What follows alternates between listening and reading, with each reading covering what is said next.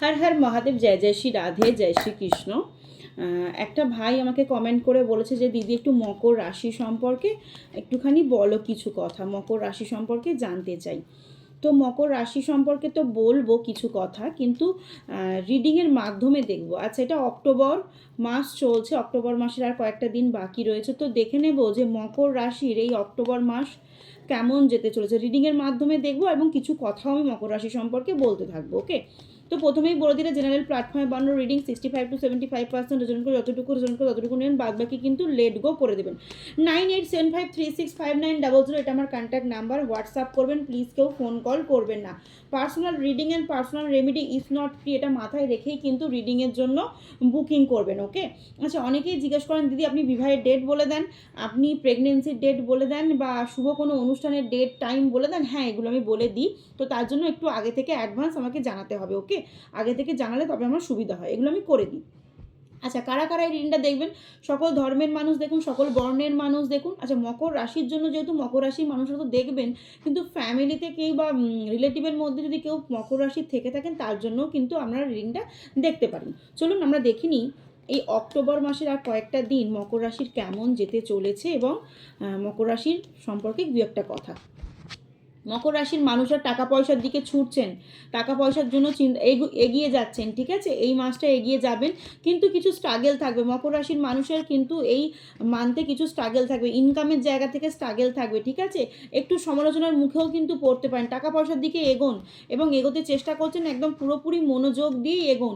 আচ্ছা, অনেকের কিন্তু মকর রাশির সুখবর আসার চান্সেস আছে, বেবি যদি না হয়ে থাকে বেবি হওয়ার চান্সেস কিন্তু প্রচণ্ড পরিমাণে স্ট্রং হয়, এবং ব্যালেন্স করে চলার চেষ্টা করুন প্রচণ্ড পরিমাণে। আচ্ছা, মকর রাশির মানুষ অনেকেই কিন্তু হতাশ হবেন। আচ্ছা, মকর রাশি সম্পর্কে বলে দিই, মকর রাশির মানুষেরা না খুব ভালো হন, কিন্তু তারা মানুষের উপকার করতে চান, কিন্তু উল্টে কিন্তু সেই উপকারটা পান না। এটা কিন্তু মকর রাশির ক্ষেত্রে কিন্তু বেশিরভাগ হয়ে থাকে, ঠিক আছে।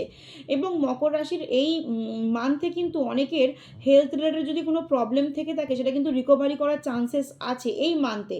ওকে, রিকভারি করার চান্সেস রয়েছে। টাকা পয়সার দিকে ইনকাম করুন, একটু ব্যালেন্স করে চলার চেষ্টা করুন, হতাশ হবেন না। অনেকেই হতাশ হয়ে যাওয়ার চান্সেস আছে, অনেকের হাতে পায়ে যন্ত্রণা হওয়ার চান্সেস প্রচণ্ড পরিমাণে স্ট্রং দেখা যাচ্ছে, অনেকের না অনেক রিলেশন ব্রেক করে যাওয়ার চান্সেস প্রচণ্ড পরিমাণে স্ট্রং দেখাচ্ছে, এবং মাথার মধ্যেও না পেন হওয়ার চান্সেসটা প্রচণ্ড পরিমাণে স্ট্রং রয়েছে।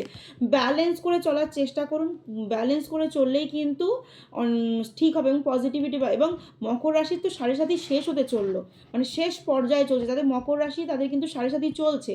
তো মকর রাশির কিন্তু সাড়ে সাথী শেষ হওয়ার পর্যায়ে চলছে এই ইয়ারের। 2025 সালের শুরুর দিকেই কিন্তু মকর রাশি সাড়ে সাথী কিন্তু শেষ হবে।